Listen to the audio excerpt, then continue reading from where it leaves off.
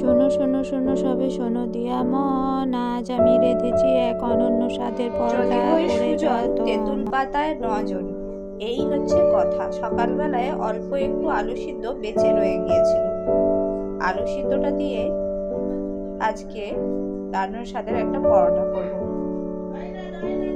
তার জন্য stuffing ready করে নিয়েছি। যেটুকুনি আলু সিদ্ধ ছিল সেইটুকুনি থেকে অল্প এইটুকু আলু সিদ্ধ হয়েছে। আমার 10টা রুটি করতে হবে, তার জন্য মানে 10টা পরোটা করবো, তার জন্য এতটুকু করে আলু রয়েছে।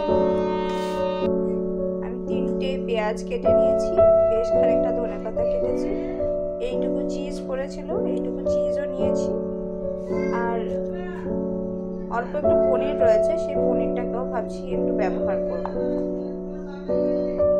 সব কিছুকে একটা বড় বাটির মধ্যে ঢেলে নিচ্ছি। ধনেপাতা আর পেঁয়াজটা নিচ্ছি,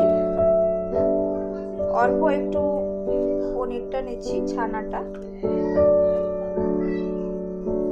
চিজটা গ্রেট করে নিচ্ছি, আর পরিমাণ মতন কাঁচা লঙ্কা নিয়ে নিচ্ছি।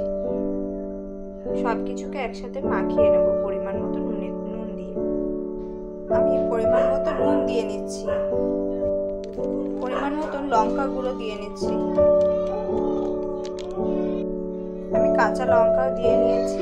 সব কিছুকে একসাথে মিশিয়ে মাখিয়ে নেব। স্টাফিংটা রেডি হয়ে গেছে। আটাটা প্লেন জল আর অল্প একটু জোয়ান দিয়ে মেখে নিয়েছি। আমি একটা রুটির মতন বেলে নিয়েছি, মাঝ বরাবর কেটে নেব এরকম ভাবে। পেঁয়াজ, ধনেপাতা, লঙ্কা, পনির সবের মিশ্রণটা আগে দিয়ে নিলাম, দিয়ে এরকম ভাবে মুড়ে নিচ্ছি, একটু চেপে চেপে মুড়ে নিচ্ছি। এবারে একটা ছোট্ট আলুর পুরটা যে ছিল সেটাকে ভালোভাবে দিয়ে চেপে দিয়ে স্প্রেড করে নিচ্ছি, দিয়ে ভালো করে আবার মুড়ে নিচ্ছি। যেটুকুনি বাড়তি রয়েছে সেটুকুনি এরকম ভাবে মুড়ে নিচ্ছি। পরোটাটা রেডি হয়ে গিয়েছে, এবার আমি বেলে নেব।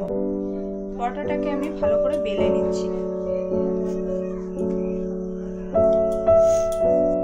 তাওয়াটা গরম করে নিয়ে আমি পরোটাটাকে এদিকে ওদিকে সেঁকে নিয়ে তারপরে তেল দিয়ে ভেজে নেব। দুপাশটা ভালো করে সেঁকে নিয়ে আমি পরিমাণ মতন রিফাইন্ড অয়েল দিয়ে ভেজে নিচ্ছি।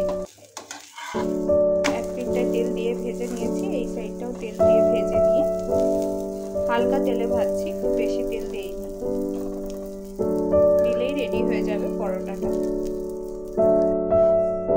আমার পরোটাটা রেডি হয়ে গিয়েছে, সার্ভ করলাম মটরশুঁটির ঘুগনির সাথে।